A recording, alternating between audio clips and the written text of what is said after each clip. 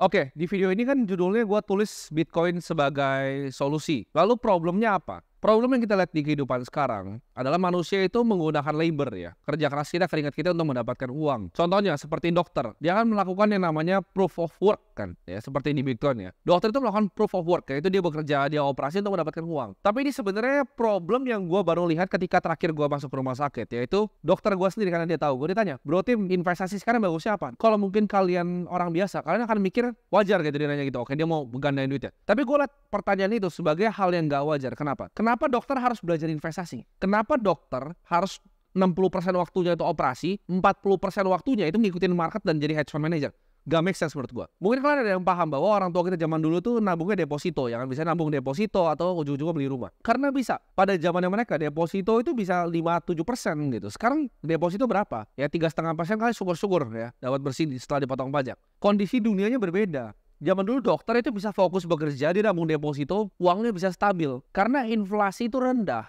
Nah ini yang gue pahami. Gue selalu ngomong kan, kenapa sekolah itu, gue gak setuju dengan kebanyakan besar yang diajarkan sekolah. Karena sekolah itu cuma ngajarin satu school of thoughts, ya, yaitu Keynesian Economics. Selalu diajarkan bahwa pemerintah itu punya pemeranan sentral di dalam ekonomi kita ya. Pemerintah itu center dari semuanya, penting. Inflasi itu adalah hal yang baik.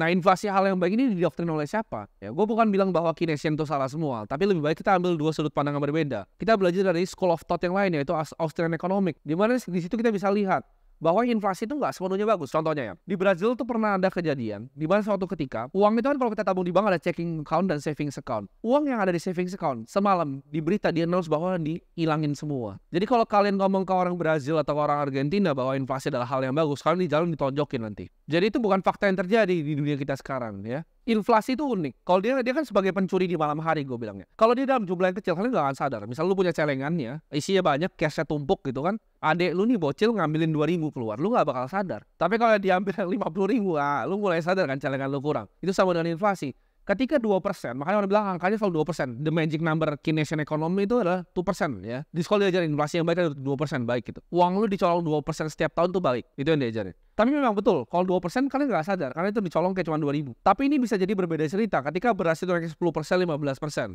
Ya, lu mau bayar anak lu sekolah, tiba-tiba naiknya 10% per tahun. Tiba-tiba lu mau bayar makanan, kok semuanya jadi mahal. Mau beli makanan ini kenapa jadi mahal semuanya? Di mall kenapa semua harga barang jadi naik? Itu mulai sadar kalian ya. Jadi dokter ini atau misalnya kalian teman-teman semua mulai sadar, oke, kenapa ya gue UMR segini, gaji gue nggak naik-naik, tapi semua barang di sekitar gue itu naik.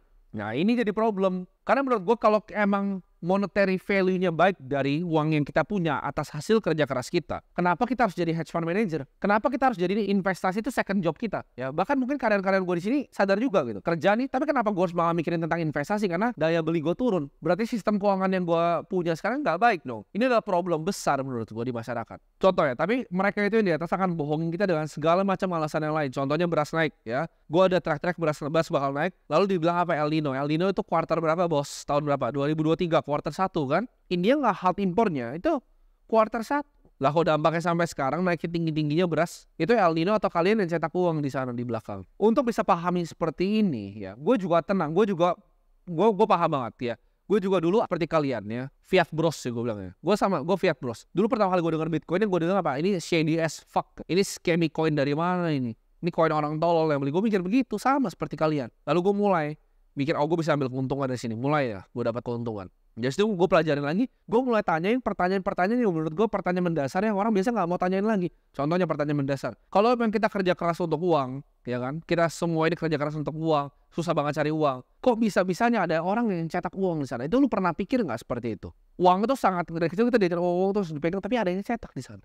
Basisnya apa dia bisa cetak uang? Gue harus kerja keras untuk uang. Itu kalian pernah tanyain nggak ke diri kalian sendiri? Nah itu kalian tanyain seperti itu. Ini pertanyaan yang kalian harus tanyain lagi. Kalau misalnya UMR gue nggak naik-naik, kenapa semua harga naik? Ya, bahkan satu nih, ini problem di masyarakat kita. Makanya gue bilang tadi Bitcoin adalah solusi, ya kan? Statementnya, klaimnya bold nih, berani nih statement. Tapi gue akan jelasin problem-problemnya. Satu, rumah kalian nggak bisa beli lagi. Dulu kalau kalian bayangin, oh rumah yang di sinetron yang kalian lihat itu 1 miliar itu kan. 1 miliar lu dapat rumah di pinggiran got sekarang di Jakarta. Ya 1 miliar. Itu rumah di pinggiran got. Kenapa bisa seperti itu? Apakah itu cuma karena inflasi? Bukan jawabannya. Jawabannya adalah karena generasi boomer orang tua kita. Orang tua kita tadinya kerja kayak dokter tadi, taruh di deposito. Makanya semua yang mereka tahu itu deposito. Bukan salah mereka. Karena memang zamannya berbeda. Suku bunganya berbeda, inflasinya juga berbeda. Ya. Di Amerika sempat interest rate 0. Ini bukan timeline berbeda. Jadi kalau mereka masih punya mindset bahwa dia bawa suatu hal yang benar, kita nggak bisa salahin mereka sepenuhnya. Karena memang di zaman mereka, itu strategi paling efektifnya, itu cari duit sebanyak-banyaknya jadi dokter, tabung di deposito. Nah, tapi seiring dia transisi nih ke era kita sekarang, di tengah-tengah itu ya, mereka kepikiran gimana cara gue simpan uangnya. Nah, muncullah investasi yang namanya properti di sana. Jadi setelah mereka punya properti untuk ditinggalkan, residential udah lunas, uang mereka nih, mereka punya access cash liquidity. Uangnya kemana? Ditaruhlah sama mereka, uangnya itu ke properti. Mulai disewa-sewain sama mereka. Ketika satu orang itu belinya 4 properti, satu ditinggalin untuk disewa, apa yang terjadi sama harga properti ini? Kena corner harganya. Harganya naik melonjak, anak-anaknya sekarang nggak bisa beli rumah. Kenapa? Apakah harga properti seharusnya segitu? Contoh di Cina, bubble kan, pecah akhirnya. Karena harga properti seharusnya nggak segitu. Nah, selisih antara harga yang seharusnya segitu, fair value-nya dari properti dengan harga yang sekarang, yang gap-nya jauh, itu namanya monetary premium. Nah, di semua aset ini terjadi. Tapi kalau kalian perhatiin sekarang, di IHSG, orang yang jadi bandar-bandar saham zaman dulu, sekarang udah jadi kripto semua. Kenapa? Karena sepi ladangnya. Sama seperti di Jepang. Di Korea juga sama. 60% di Korea udah ke kripto, nggak ada yang pegang saham lagi. Sahamnya sepi di sana. Ketika kalian punya fiat yang menurun, ya, mata uang yang menurun, kalian nggak bisa taruh di tempat-tempat lain. Anak sekarang udah nggak bisa beli properti, nggak mungkin beli properti. Walaupun naik terus ya properti, tapi nggak bisa dibeli. Karena yang beli perusahaan-perusahaan dan orang-orang tua yang kaya. Kemana uang larinya? Nah, ini maksud gue kenapa gue bilang Bitcoin itu nggak, it doesn't matter harganya sekarang 65.000. Video ini gue bilang 60.000, 65.000. Orang bilang semua udah mahal. Gue bilang itu masih murah. Kenapa? Karena Bitcoin itu ya bahkan belum 5 triliun dolar cara value-nya, market cap-nya. Nah, kita harus lihat ini secara holistik di global ya. Satu, properti. Properti itu 300 triliun dolar market. Apakah semua fair value properti 300 triliun dolar? Tidak. Mungkin hasilnya 150 lagi monetary premium.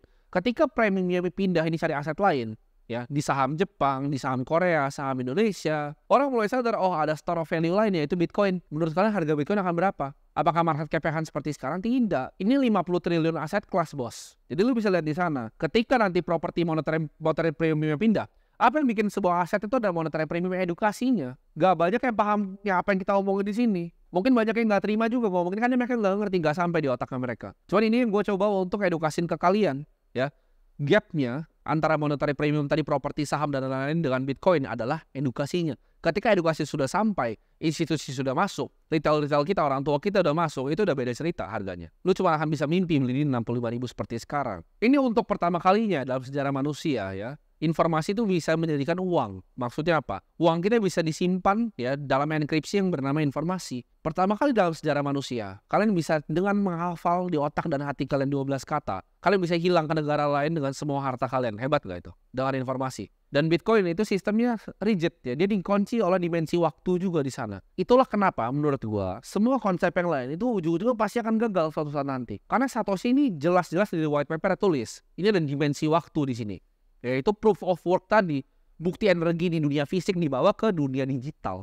Inilah emas versi digital. Ketika energi dari fisik yang ini dibawa ke digital, dikunci dengan waktu, setiap 10 menit itu selalu ada blok baru. Tiap blok baru bilang adalah kamu nggak bisa mencuri dari network saya. Ini akan seperti matahari terbit gitu loh. Seperti ombak ada di laut.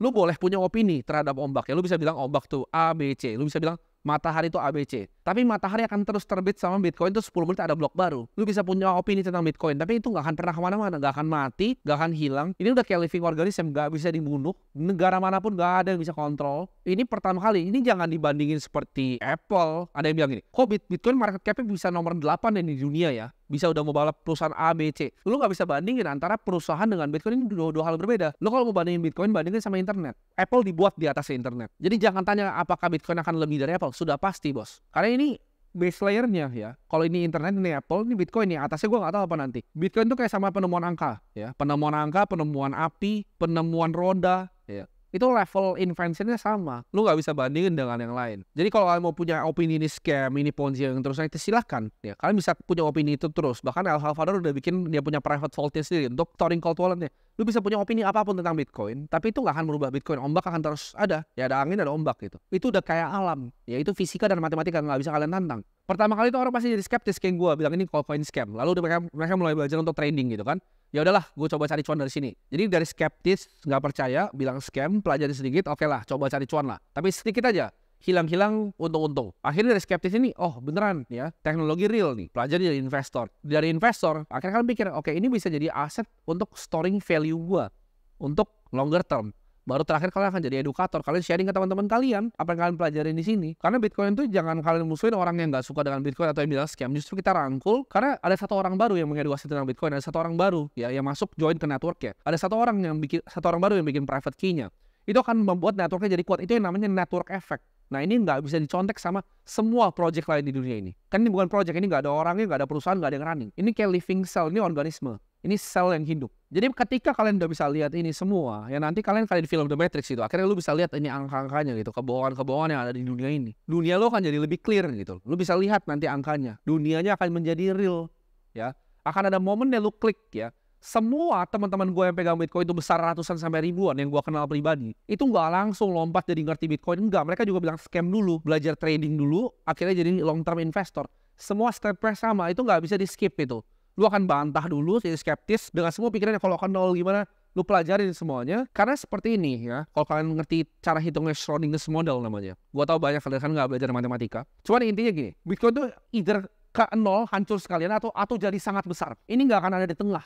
Gak akan ada titik tengahnya antara 0 atau sangat besar. Ini binary 0 atau 1. Dan sekarang udah kelihatan arahnya kemana. Jadi silahkan. Gue juga dulu kira telat kok beli Bitcoin di 100 juta, gue kira telat. Sekarang 1,5 miliar lebih. Apa kata enggak, ini akan sampai 10 miliar. Gue gak mau sih Bitcoin akan 10 miliar per koin. Mungkin bukan di siklus yang ini, tapi lo kalau tarik 4 tahun setiap siklusnya selalu sama hasilnya. Jadi buat kalian yang masih awam di Bitcoin, kalian mulai ikutin aja channel gue akan sharing, gue akan edukasi kalian secara gratis di sini tentang Bitcoin. Mungkin ke depan kita bahas lebih teknis, ya UTXO management, gimana cara kita manage wallet kita segala macam. Gue akan kasih kalian detail ya. Bahkan kalian nggak tahu kan, kalian bisa tarik ya Bitcoinnya ke paper wallet, kalian bisa kasih ke teman kalian, itu Bitcoinnya pindah ke situ, kertas, kalian print. Banyak yang kalian belum tahu ya, gimana caranya kalian bisa manage UTXO kalian, itu bakal gue jelasin, tenang aja. Mungkin ini belibet dan complicated, tapi kita belajar bareng-bareng dan gue akan pandu kalian every step of the way. Jadi kita akan belajar Bitcoin di channel gue sini.